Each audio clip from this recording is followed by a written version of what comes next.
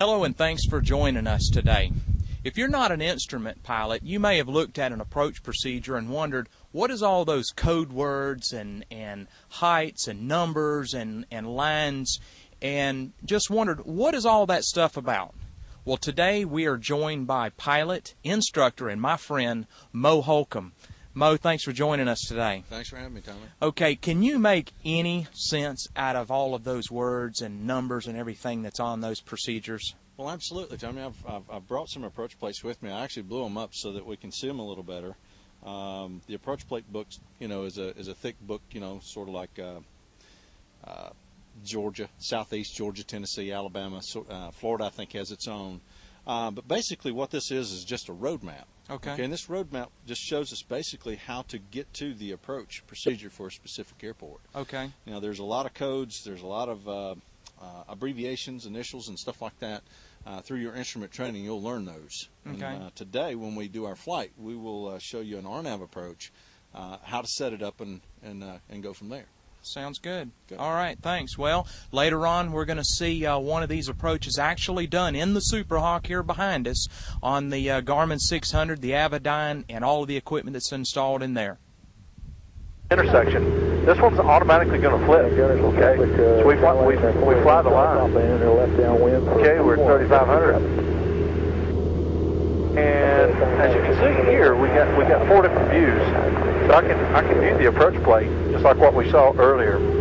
Okay, so this is going to have a LNAV and a VNAV, or should have an LNAV and a VNAV pop up over here. It's just like an ILS. Now here's the step down. So we're gonna come into I can't even pronounce that, but anyway, we're gonna come into this intersection. We're gonna make a left to Geikie. We're going to be at 2,800 feet when we get to Geikie. So I'm going to start my descent here to 2,800.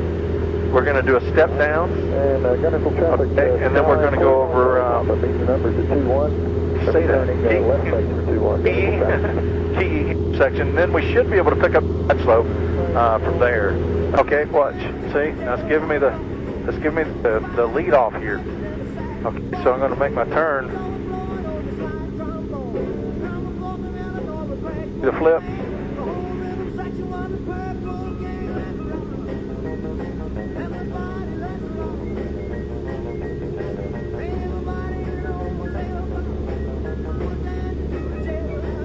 Okay. Now does it tell me I'm approaching my waypoint?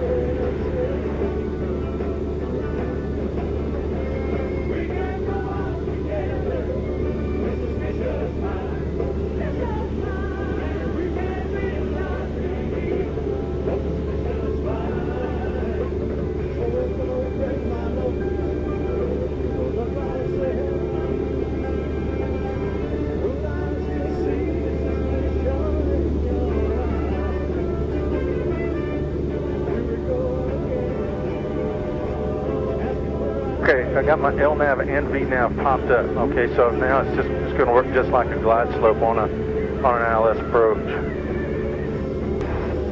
Okay, on the missed approach, I'm going to be roughly 2.4 miles out. I should be at 1,460 feet on the approach. Let me go back to this page.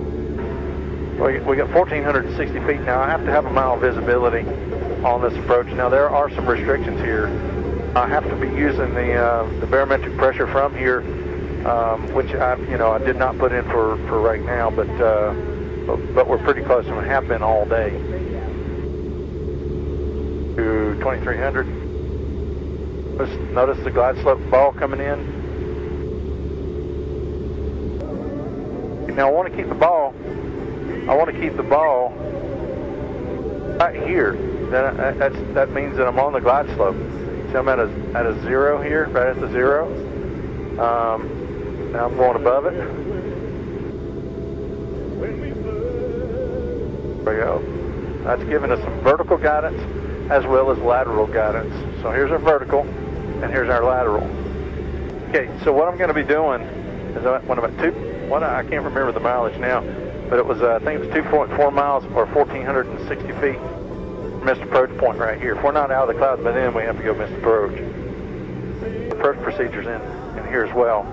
So if we miss, then we climb. I'll have to look them up again and show you what they are exactly. But they're on here, so it'll take us through that.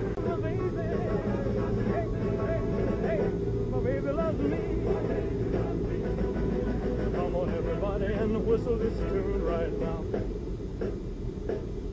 Come on, everybody, and stomp your feet real loud. Come on, everybody, take a real deep breath and repeat after me.